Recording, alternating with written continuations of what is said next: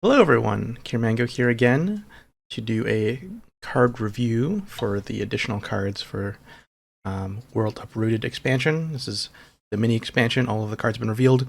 It actually should be releasing tonight, so going to be playing with them very soon. But before then, I want to give my initial thoughts on each of the cards. Starting with Elf Queen of Abundant Life. She's a 3 point 2/3 with Ward and Fanfare draw card. That's already a very fantastic kind of stat line. 2/3 with Ward, pretty good, especially if going first, because you can take care of their 2-drop pretty efficiently. Drawing a card, always good, in no matter the deck. And then she has Evolve Effect, deal 1 damage to random enemy follower. Do this X times, X equals number of cards in your hand. So it's the same effect as Will of the Forest. You'll do damage randomly spread based on how many cards are in your hand. And a Forest is very good at keeping a very large hand size with cards that generate fairies into your hand, extra card draw. It's already replaced itself, so you don't really go negative when you play it. Your hand stays the same size it was before you played it. So it's very good in that regard. Very strong card. Only downside at the moment is that it uses an evolve. And your revolves are usually spent on your Rhino Roaches at the moment. But in other decks where you're not playing Rhino Roaches, or decks with different win cons, it's always going to be a very relevant card. Just because it's decent on is alone, just being a 3 point 2/3 with Ward and draw card. And it has a very, very powerful Evolve effect. So, good card. Very good card. Next up is the Forest Gold, a 5 point 2/2. But really it's a 1 play point 2/2 that requires you to have 5 or more play points because it recovers 4 play points. So, pay 5, get 4 back, so you only really paid 1. It does make it a little awkward if you draw this off another effect, because you might not be able to play right away. But usually you're going to start your turn by playing the Windfall Fae. Whenever you play a card, if it's the 5th card or later, play this turn, draw a card. So if it's the 5th card, the 6th card, 7th card, whatever it is, you're going to keep on drawing more cards. Now, in Forest, it is very easy to get to card number 5, especially with the Aethers, the Respite, all these different cards that generate a cheap card, a 0-cost card, or a 1-cost card, or draw you a card. Very easy to get to 5 cards. And now, like after 5, then 6 comes a little bit more awkward because it's like usually maybe like a second May effect or something. After 5, it becomes a little bit harder to get more card advantage off this. So usually you're going to be looking at it basically replacing itself. Is this a continuous effect? So it doesn't just work on the same turn that it's played, but it'll generally be removed because it's only a 2/2 body before you see your next turn. So I'd say an average is probably going to just replace itself, which is just a 1 play point 2/2 draw card, which is decent. But I don't know if there's enough room right now in Swordcraft for something like this. Not a bad card. Not particularly amazing, but a decent value card. Next up, we have the Swordcraft Legendary, Amelia, the Silver Flash, 5 play point 4/4 Commander. Fanfare, randomly put 2 different officer followers from your deck in your hand. Fantastic. Drawing 2 cards on a 4/4 5 body is not the best, but for Swordcraft, card draw is usually a premium. Enhance 7, gain the ability to evolve for 0 evolution points, and gain the following effect. Next time this follower takes damage, reduce that damage to 0, so it gets a little shield. And evolve until the end of your turn, subtract 3 from the cost of an officer follower in your hand. So it only works for the turn that you evolve for. You can't hold on to a officer and have its reduction effect stick to the next turn, which is very unfortunate.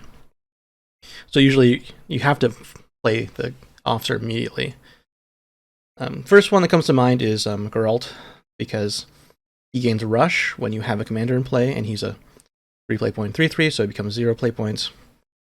Because she's a commander, he'll gain Rush, and you'll have a pretty decent tempo turn.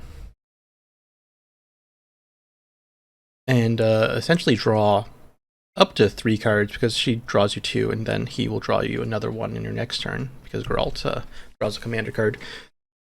So lots of value, lots of card draw, but I don't think it's strong enough. It just... If the game was about value at the moment of board control and removal and solid board presence, like it is, but you have one play cards that just do everything for you, and this is not does not meet the standard of other decks. Essentially, I'm saying it's not as good as Almacus, and it's not good as Nerea, in my opinion. Nerea doesn't draw you a bunch of cards, but stat-wise, she's very hard to remove, and there's more stuff than this on average. So, not bad. I don't think it's good enough to make Sword. This card alone is not good enough to make Sword back in the meta. Next card is Lady of the Lance, 3 play point 3/2. She's also an officer. She has Rush. So 3 play point 3/2 with Rush. We've seen that before in Swordcraft. Sword would rather run cards like this than just straight up damage spells, because having followers is usually much better for Sword. If you have at least 2 commander cards in your hand, gain Bane, and the following effect: next time this follower takes damage, reduce that damage to 0. A very strong fanfare. Very, very strong fanfare. She trades up with like anything if you have 2 commanders, as long as the thing that she's attacking doesn't have Bane or some kind of clash that deals damage to her. Like a Flood Behemoth will just trade with her, or something that has Bane will also just trade with her. But everything else she can take care of without dying, and she also keeps the Bane effect. It doesn't go away, which is also very nice. It also has Fanfare Enhance 8, gain Storm, recover 5 play points. So turn 8 or later, you can play her first, and she'll gain Storm, which is nice. Just extra burst damage later in the game. Definitely something that Swordcraft needs. Recovering play points also activates effects that activate when you recover play points in Swordcraft, which there's a little bit of them, mainly in Natura Swordcraft. So maybe it's played there, but usually this card can be played in every Swordcraft that has enough density of commander cards. If you don't have if you don't have enough commander cards in your deck, it's probably not worth running this. But you're looking at about, I don't know, maybe like a 1/4 of your deck, 1/3 of your deck is commanders. You can probably run this. You'd probably have to do the math. But again, if your deck has enough commanders, then this card's excellent. Very good. But again, I don't think it's strong enough on its own to keep Sword relevant. Maybe next expansion. Next we have the Lien, Grand Magus, 2 play point 1/1. Natura, card for Runecraft. Each time when you play an amulet, the first time gain +1/+1. The permanent effect. A second time draw a card. Third time deal 3 damage to all enemies. The first effect just essentially just makes it a 2 play point 2/2. It's probably gonna die. It's not gonna survive the next turn to gain this effect unless played early in the game. Then potentially it can get extra value that way. So a lot of the time, if you're playing a deck that's already playing amulets, you might want to just run this for more card draw and just a 2/2 body. A 2/2 body that just draws you a card for doing something you're already going to be doing anyways is okay. But there's probably not good enough to run in Natura Runecraft because it doesn't generate a Natura Great Tree by itself. Though the third effect being pretty solid removal, might be worth it, because 3 damage to all enemies is pretty decent. So, also a good card. But is there enough room in Natura Runecraft for this? And you'll probably see play if you want to run Earthrights at the moment. A decent card in there as well, especially with the 0-cost Earthright card. Next up we have Formbender, replay point 2/3. Transform another follower or amulet into a clay golem.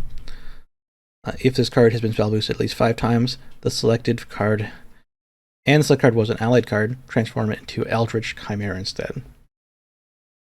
Clay golem, just a 2/2. Eldritch Chimera is a token card from Abyss Summoner. It's a 5/5 with a ward, cannot be destroyed by spells and effects. So stuff like Bane can't destroy it. Cards that say destroy can't destroy it, obviously. Yep. Oops. So pretty good. Like you can turn whatever, like even just like a paper Shikigami into Eldritch Chimera, which is a pretty decent upgrade.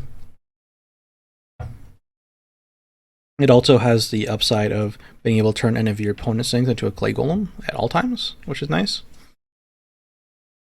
So very flexible card. Good if there is a particular card in the meta that you need to deal with without destroying it, like having to, the transform effect gets around last words. It gets around things that say can't be destroyed. So a very good effect in particular metas. I don't see this being run just to turn yourself into Eldritch Chimeras, because this card by itself is not particularly amazing unless it has a target that you really want to hit. Turning one of your own things into a clay golem is sure, whatever. Maybe if you're playing Earthright, you want to turn one of your Earthrights into a clay golem, but it's probably not worth it. As a note, that also hits the amulets, so stuff like a Path to Purgatory in Shadow is a good target if that becomes popular. So overall, interesting card. Usually very meta dependent, but also if you're playing against a deck that you don't really want to turn something into a clay golem, he always has the upside of being able to turn one of your own things into a Eldritch Chimera if you spell boost 5 times. So flexible, good meta pick. It's a good card. Next up we have Jerva Worm Transcendent, 6 play point 5/5 with ward. So already that's okay. That's ward 5/5 for 6. Not the best stat line, but it's could be worse. Fanfare, give your leader the following effect. At the end of your turn, if there is no allied cards in play, excluding Jerva, Worm Transcendent, deal 5 damage to random enemy follower. If no enemy followers are in play, deal 5 damage to enemy leader instead. This wording is a little bit awkward here. So it says if no enemies followers are in play. It also implies that you also have to be if no allied cards are in play as well, excluding this. This line is also included here. Just in case there's people didn't get that. So the effect, both effects only activate if you have no allied cards in play. That includes the amulet, so you can't play this with Natura Great Tree on the board. First initial slot is that if the opponent has empty board, plays Nerea, he can take care of that by himself, because he can evolve over the Flood Behemoth, and then his effect will deal 5 damage to Nerea. So, clean answer to that. Then you have to be playing a deck that's not playing amulets, that's kind of not playing too many followers, that just wants to use removal. So, not really a dragon deck at the moment that's doing that. So I don't really know where you want to play him, but he's very strong in the right deck. So if we see a removal-based dragon deck that's mostly spells, like only spells, because it can't be amulets, maybe a few followers, but really, to capitalize on the effect, you can't be really playing many followers or no amulets at all. Interesting card. Very strong effect, but the downside is obvious. Next up we have Steelcap. Okay. Let's see if I can guess in one go. Pachycephalosaurus. Pachycephalosaurus. Something like that. Anyways, we're just going to call him Steelcap. I don't know if... Someone will probably get used to pronouncing this one, won't be me. 2 play 0.22. Fanfare, if any cards were discarded from your hand this turn, gain the ability to evolve for 0 evolution points. Dragoncraft can do this really easily, as cheap as 1 play point. This is also a Natura card, so it has the benefit of being able to be drawn by Almacus, stuff like that. Evolve, deal 2 damage to an enemy follower, and then deal damage to enemy leader. So its evolve effect is pretty much Piercing Rune. If you've played Shadowverse for a long time, you know what Piercing Rune is, and you remember Piercing Rune being a very strong card in a particular Daria deck. Until the card was nerfed, but still pretty powerful even after its nerf. A very strong evolve effect. Very strong evolve effect. Though we're seeing more and more power creep with 2-drops. This is probably closer to the high end of evolve effects for 2-drops, but we're seeing more and more power creep. And this is not as impressive anymore, which is kind of scary, because this is a very strong effect for a 2-drop evolve. 2 damage to an enemy follower, 2 damage to an enemy leader. Lets you kind of dominate an early game tempo, while also getting some early game damage in that could add up if the opponent doesn't have a lot of healing. So, very strong. But you have to be playing some kind of non-combo based dragon, or maybe a dragon deck that's more reliant on discard. Because there's not too much room in, like, Natura Dragoncraft for a card like this. Maybe until next expansion when stuff rotates out. But yeah, a free evolve with a very strong evolve effect. It's a good card. Next up we have Nightmare Devourer. 5 play point 3/3 with Rush. Also has Natura trait. Fanfare Necromancy 4, summon another one. Repeat for the remaining shadows until the area is full.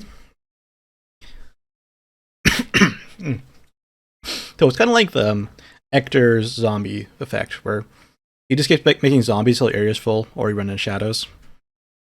This is the same thing, but it doesn't have the big stat body that comes along with Ector.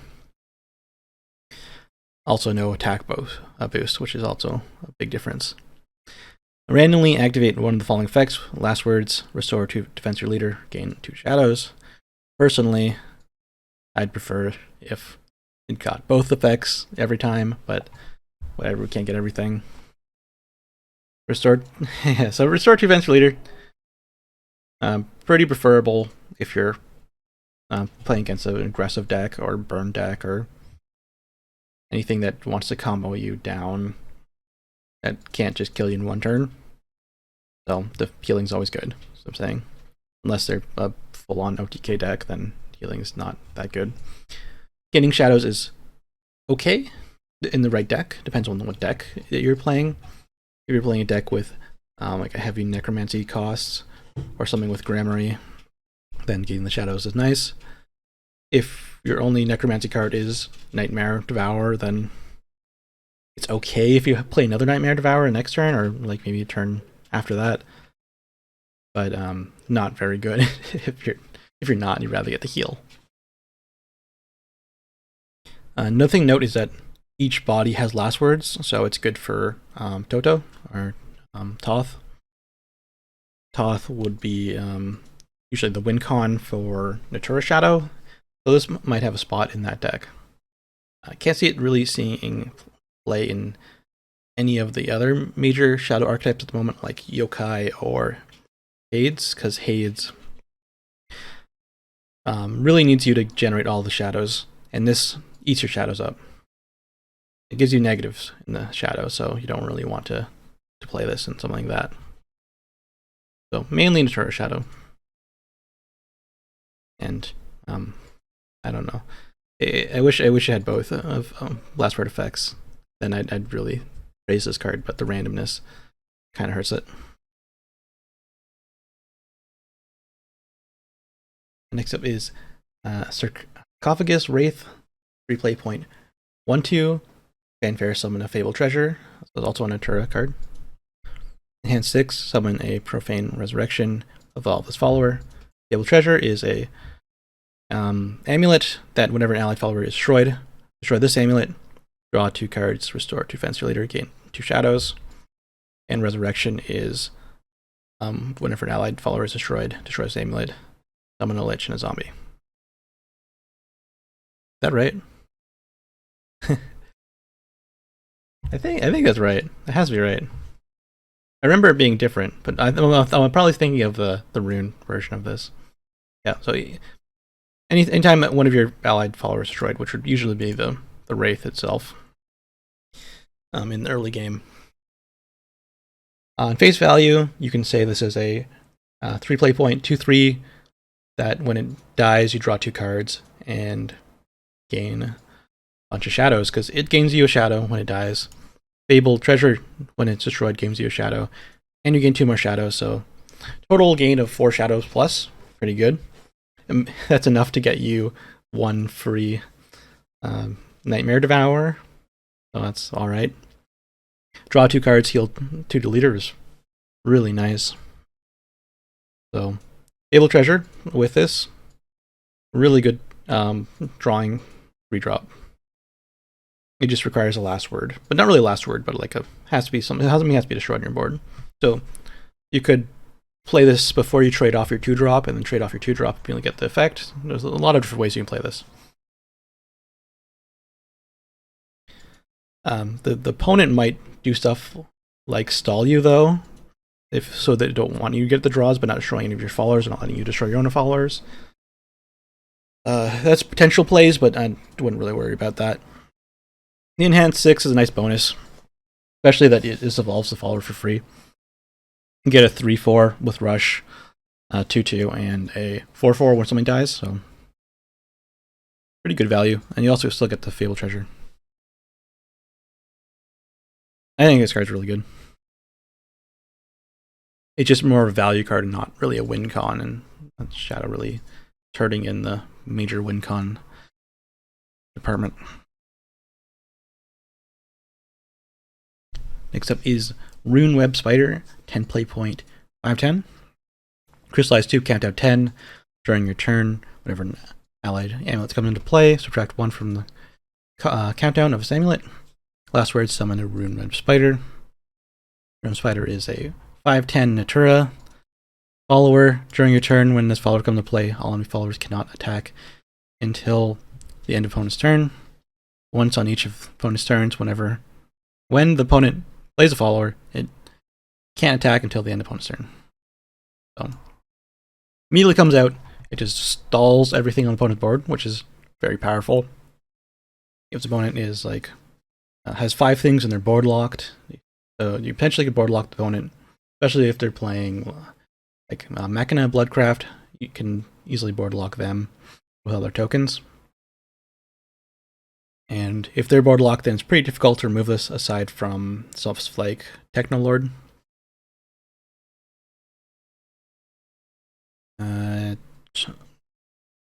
Aside from that, there's a few matchups where it's decent. Not particularly good against Dragon, in my opinion. Dragon has stuff like Bane and pretty hard removal. So 10 is kind of hard to remove sometimes. So it's pretty sticky once it comes out. And it's pretty easy to get out, because all I have to do is play a bunch of amulets. So Mm, is it really a win the game by itself card? Not really, but it can be pretty annoying to deal with against particular decks. Another thing to note, it does not work against stuff that's summoned from effects, like Invocation. So Riley will not get trapped by this. Riley can still attack you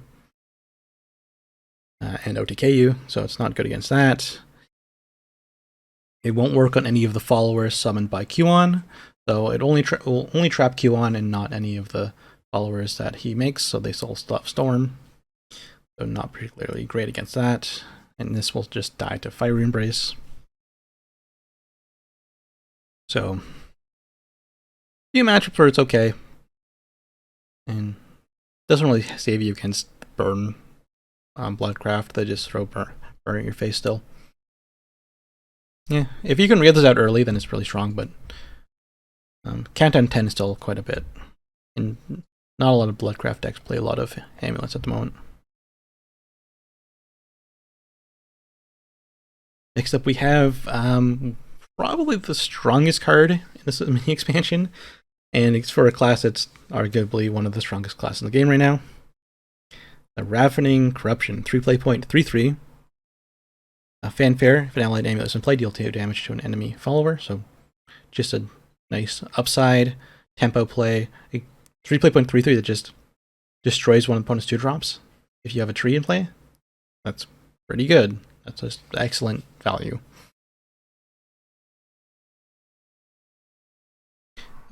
Then you have its evolve effect. Give your leader the following effect during your turn. Whenever cards are added to your hand from your deck, deal 1 damage to a random enemy. Use X times. X equals the number of cards added to your hand. So if you draw 1 card, it deals 1 damage to a random enemy. That also includes the enemy leader. So you can deal anywhere. If you draw 2 cards, like off of Unleash, you'll do 2 damage randomly.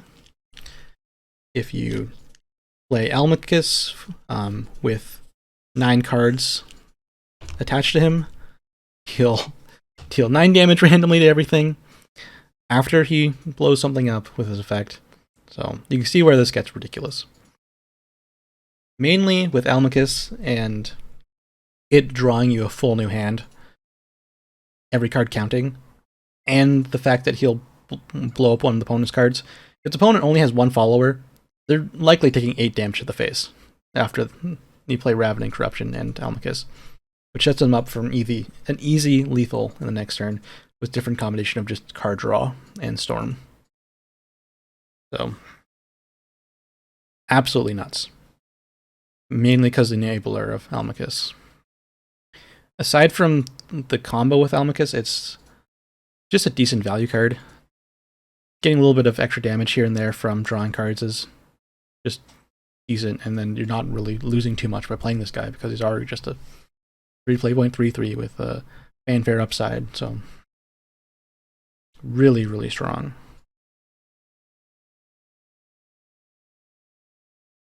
Next up we have Garuda, Wings of Paradise, 5-play point 4/4, with randomly putting one of the highest cost amulets and followers, excluding Garuda, that cost X play points or less from your deck into play, and activate their fanfare effects, excluding choose and targeted effects. X equals the number of allied amulets destroyed this match. There's a lot of things, like this card is particularly interesting. There's a lot of different ways to look at him and where you want him to be when you play him. I'd say you're probably looking at 4 amulets destroyed unless you're playing Natura. Then you're probably looking at hopefully 5. But that's still a lot of amulets to play by turn 5. And you like in this meta, you can't really wait. You have to be playing stuff on curve. So you want to aim to play this guy on turn 5 generally. And is effect going to be good enough by turn 5? Maybe. So by looking at 4, and at 4, you're looking at, I just brought this up earlier. Okay, 4 is a very interesting number because it gives you the amulet that generates a tiger. Let me just pull up its name. Yeah. Yes. Fiery Peon. Or Paynen. That's usually the card you're probably going to look for. That's pretty decent to get. You also will get something like a Elena or Daffodil or Limonia or Kel. So 4 is a very nice number to hit. But 4 is the only amulet that you'll get is the Fiery Peon. And Fire Peon, if you draw them, you won't have any more in the deck. But you'd probably be playing a 3 of, maybe even 2. But still, it's pretty good. So you get Amulet, Tiger, 4/4 Garuda, and then whatever 4-drop you get. And there's a lot of good 4-drops in Haven. If you're not looking for the Tiger Amulet, you get like a 3-drop amulet like Hollowed Cave Shrine, which will get you a bunch of 1/2 wards. Pretty decent as well as an other option. Or even something like Saintly Core and have a good tempo turn. You play Garuda, get Saintly Core, a strong 4-drop, and then have a good turn like that. Very good tempo turn. So, a lot of interesting things you can do with Garuda. If you're looking at potentially more high roll, play him later in the game kind of stuff, you get like a Wilbert on 6. But there's not really many amulets that are that expensive right now in Havencraft. The best you're going to get is the Tiger Amulet, really. So, interesting card.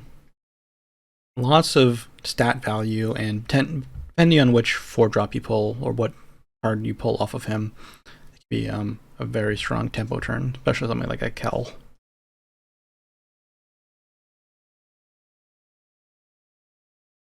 Then we have Sweetwinged Seraph, 2-play point 2/2. Natura card. Fanfare, select an allied amulet and put a copy into your hand. If it's a Natura Great Tree, change cost 0. Evolves, subtract 1 from the cost of an amulet in your hand. So if you're already holding on to a Natura Great Tree, then you have 2 0-cost ones, so pretty good value there. It'll generate you a tree, and then you have another tree in your hand. So it's a lot of different things you can do with trees. And maybe you'll get some value off of playing this on other amulets you have, potentially. Just a pretty good card. Not too much to say, but I don't think it does anything broken. Just a good value card. It's a 2-play point 2/2, so you're not losing out on too much. It's already a good card just to play on curve. Next we have Manator.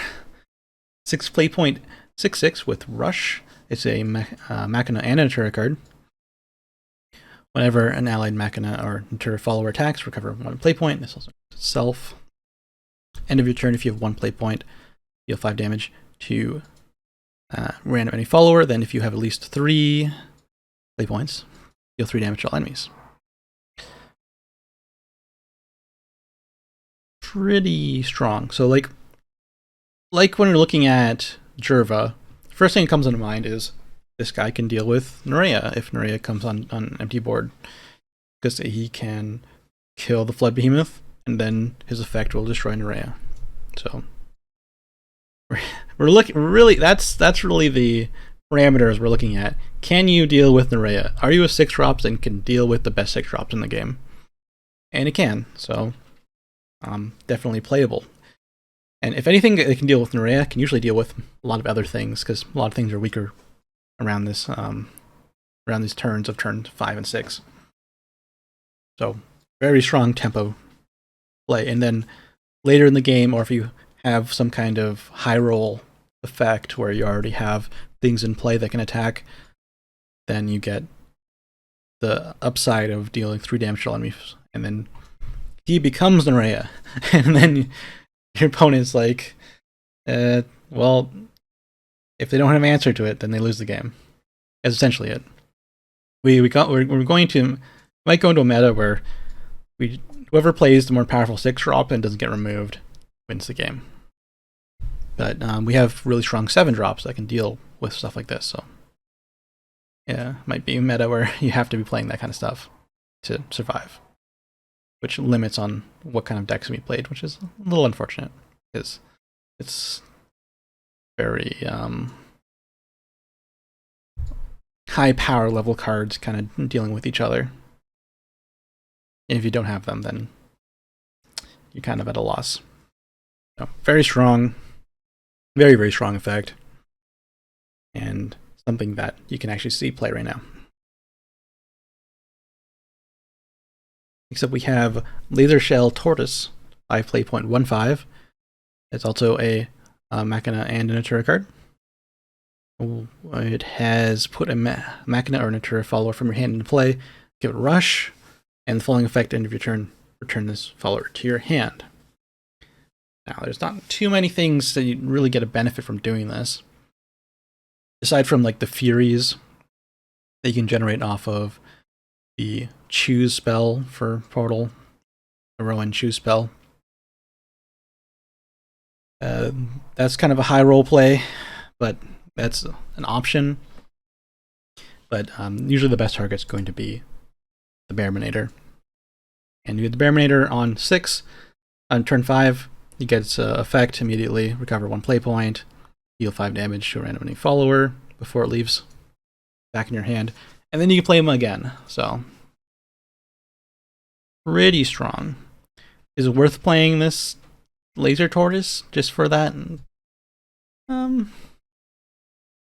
Probably not. But again, like it being a Machina and a Natura card means you can do stuff like